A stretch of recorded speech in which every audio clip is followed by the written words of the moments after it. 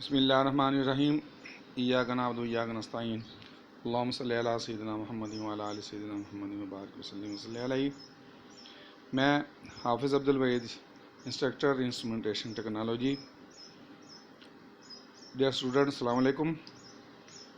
आज IT 213 सेमिनिक्स topic हमारा जो मेन है वो थायरिस्टर है। क्या चीज़ है? थायरिस्टर। एक्चुअल मैंने ये फेज़ कंट्रोल बाय SCR पढ़ाना है, लेकिन जब तक थायरिस्टर का नहीं समझ लगेगी तो फिर आपको SCR फेज़ कंट्रोल की समझ नहीं लगेगी। SCR थायरिस्टर, थायरिस्टर का मतलब गेट, दरवाज़ा। तो थायरिस्टर से फैमिली से तल्लक रखने वाले जो डिवाइसेस हैं वो SCR है नंबर 1 पे, नंबर 2 पे डाइक है, नंबर 3 पे ट्राइक है और नंबर 4 पे SCS सिलिकॉन कंट्रोल स्विच। अब थोड़ा सा इंट्रोडक्शन में कंस्ट्रक्शन के हिसाब से थायरिस्टर का कर दूं, क्योंकि ये भी रिलेटेड टू द SCR ही है। एक्चुअल दूसरे लफ्ज़ों में हम इसको क्या सकते हैं, SCR है। तो इस कंस्ट्रक्शन के अंदर SCR के या थायरिस्टर के ये इसके 3 जंक्शन होते हैं, J1, J2, J3। J1, J2, J3 इसकी 4 लेयर होती हैं, P, N, P, N। अब अगर मैं आपको ये दिखाऊं कि आपको ये इसकी फॉरवर्ड बाइसिंग कैसे होती है, ये पॉजिटिव, नेगेटिव, नेगेटिव, पॉजिटिव, ये भी पॉजिटिव और ये नेगेटिव, यानी ये J1 जो है ये भी फॉरवर्ड बाइस हो गया और ये क्या हो गया, रिवर्स बाइस हो गया, और ये J3 जो है ये भी फॉरवर्ड बाइस हो गया। अगर आपका ये जो A है ये एनोड है और ये K जो है ये कैथोड है, यानी एनोड पे आपको पता है पॉजिटिव चार्ज होता है और कैथोड पे नेगेटिव चार्ज होता है। इसमें ये ज़रा ज़हन में रखना कि इसमें एक गेट होता है। गेट जब तक इसको पल्स नहीं दी जाएगी ये ट्रिगर नहीं करेगा, तो ये काम सरअंजाम नहीं देगा। तो इसके साथ मैंने सिंबल ये बनाया है। सिंबल को आप गौर से देखें कि एनोड है, ये सिंबल है, उसके साथ गेट की पल्स दे दी हमने और ये कैथोड है। अब SCR फेज कंट्रोल जो है, जो मोस्टली हम इसकी अगर डेफिनेशन में जाएं तो ये motor, electric heater, lamp, dimmer वगैरह को इसकी AC पावर कंट्रोल करने के लिए हम इस्तेमाल करते हैं। अब हम इसकी सर्किट की तरफ चलते हैं। सर्किट में क्योंकि X और Y इसके ज़रिए हम क्या देते हैं, इनपुट देते हैं।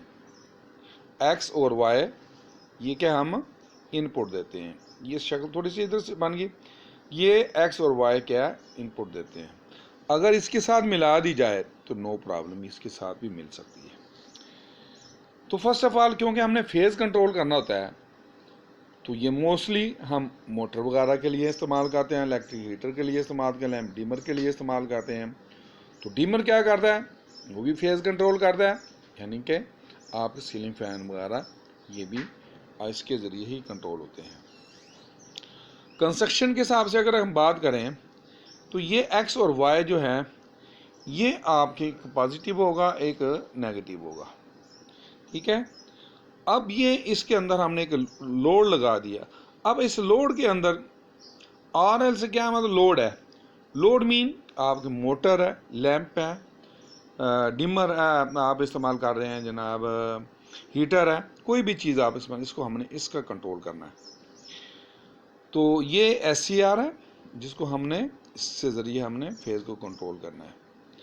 ये वेरिएबल रजिस्टर है, ये क्या चीज़ है, वेरिएबल रजिस्टर है, तो जिसके ज़रिए हम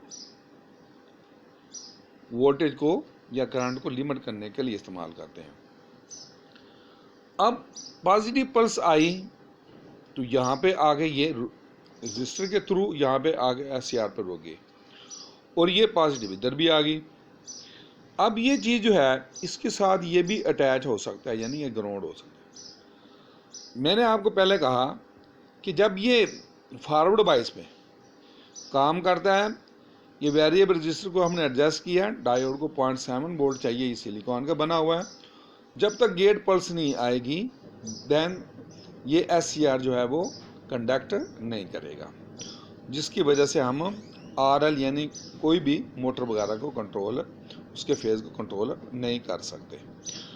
देन फिर हमने क्या किया, जो ही इस पे पल्स आई ये SCR कंडक्ट कर गया, तो इस तरीके से ये सर्किट चलना शुरू हो जाएगा और इस तरह हम इसके ऊपर जो मोटर लगी हो, जो लोड लगा होगा, वो फेज कंट्रोल कर लेंगे।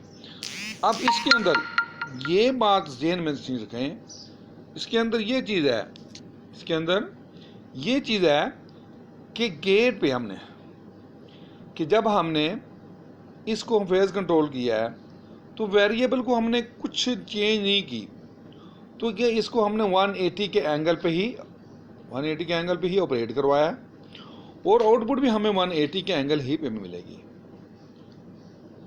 मैं रिपीट कर रहा हूँ कि यहाँ पे हमने कोई चेंज नहीं की कि 180 के एंगल पे ही हमने ऑपरेट करवाया और 180 के एंगल पे ही आउटपुट हमें हासिल हुई, क्योंकि वेरिएबल रेजिस्टेंस हम ना बढ़ाई है ना कम की है।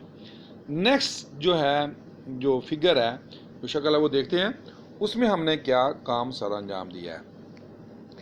इसके अंदर हमने जब ट्रिगरिंग करवाई है, ट्रिगरिंग पॉइंट जो है हमारा, तो यहाँ पे ट्रिगरिंग पॉइंट मैंने आपको बताया कि 180 का है और यहाँ पे दूसरी फिगर के अंदर ट्रिगरिंग पॉइंट जो है हमारा वो 90 के ऊपर, यानी वेरिएबल रेजिस्टेंस हमने बढ़ा दी। क्या किया हमने, वेरिएबल रेजिस्टेंस हमने बढ़ा दी। वेरिएबल रेजिस्टेंस हमने ट्रिगर पॉइंट जो है वो 90 के एंगल पे दिया है।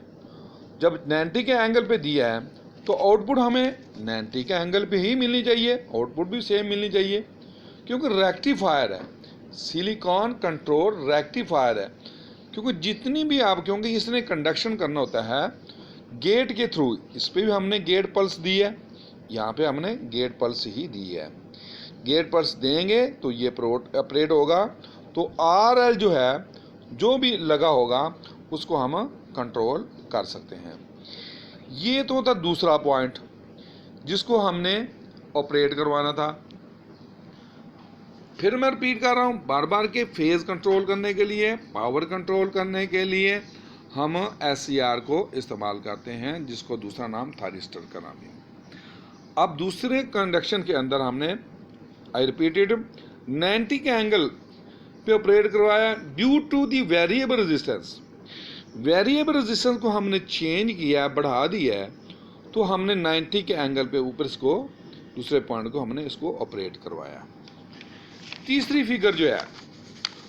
फिगर जो हमने इसके अंदर जो मैंने एडजस्ट की है, वो इस लिहाज से एडजस्ट की है कि आप फेज मीन क्या होता है, एक एंगल होता है, जिस एंगल के ऊपर आपने किसी मशीन को, किसी मोटर को, किसी सीलिंग फैन को और जब आपने ऑपरेट करवाना होता है तो वो उस ही लिहाज से ऑपरेट होगा।